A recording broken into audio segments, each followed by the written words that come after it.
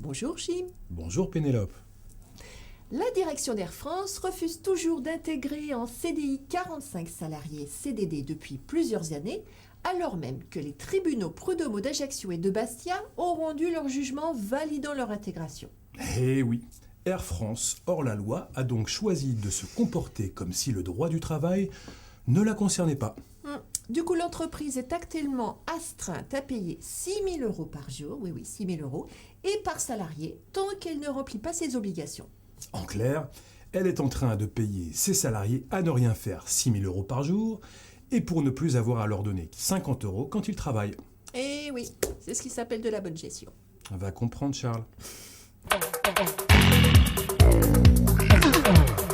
Les grands sages du conseil d'administration d'Air France ont reconduit en juin dernier M. Gourgeon dans ses fonctions à la tête de l'entreprise pour 4 ans. Oui, et dans leur immense sagesse, ils l'ont gratifié d'une augmentation de salaire de 46% en récompense de sa bonne gestion de l'entreprise. Mais voilà, 4 mois plus tard, ces mêmes grands sages l'ont remercié pour cette même gestion, avec quand même un chèque de 1 525 000 euros. Dont 400 000 euros d'indemnité pour qu'il respecte une clause de non-concurrence. Eh oui, au cas où une entreprise concurrente se serait précipitée pour l'embaucher. Bah oui, crédible. On ne sait pas, on ne sait pas.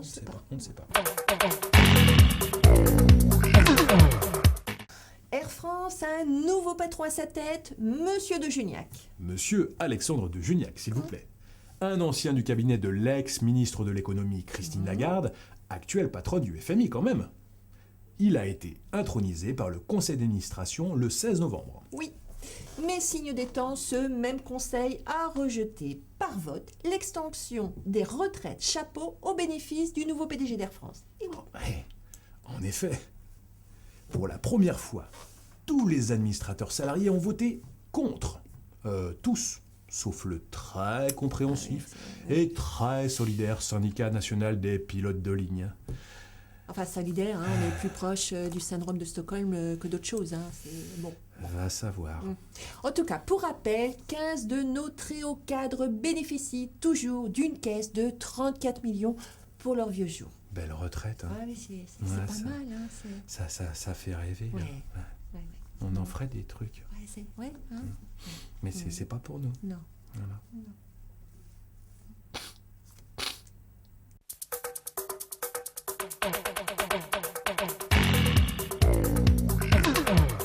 Une trentaine de vis ont été trouvées manquantes sur un avion Air France qui sortait tout juste de sa grande visite de révision en Chine. Tout à fait. Et du coup, la France entière apprend à cette occasion qu'une partie de l'entretien des avions Air France est réalisée à l'étranger. Eh oui, ça s'appelle de la sous-traitance et ça rime ni avec sécurité ni avec éthique. Oui, mais alors pas du tout. Ah non, pas du tout.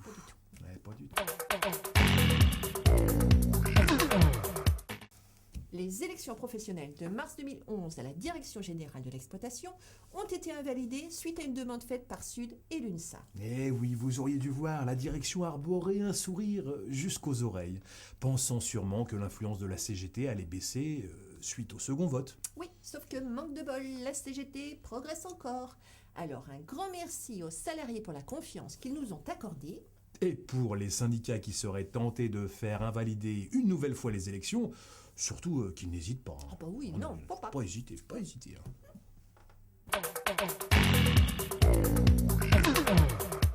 Grâce à la pénibilité reconnue du métier, les hôtesses et stewards avaient la possibilité de bénéficier d'une retraite anticipée. Et oui, c'est pas sans raison d'ailleurs que le taux d'accident du travail de ces salariés est 3 fois supérieur à la moyenne nationale, qui sont classés comme les travailleurs du nucléaire, ou encore que la leucémie est une des joyeusetés que le métier peut apporter. Seulement voilà, certains pilotes qui ont la même caisse de retraite considèrent que leur pension n'est pas à la hauteur de leur train de vie habituel. Un commandant de bord, ça gagne quand même 16 000 euros par mois en moyenne à Air France. Bah oui, quand même. Alors ils ont une idée lumineuse. Il suffit de faire travailler les hôtesses et stewards 50 plus pour augmenter de 7% la pension des pilotes. Et puis tant pis si ça ne rapporte rien aux hôtesses et stewards et si ça balaye d'un coup l'idée même de pénibilité.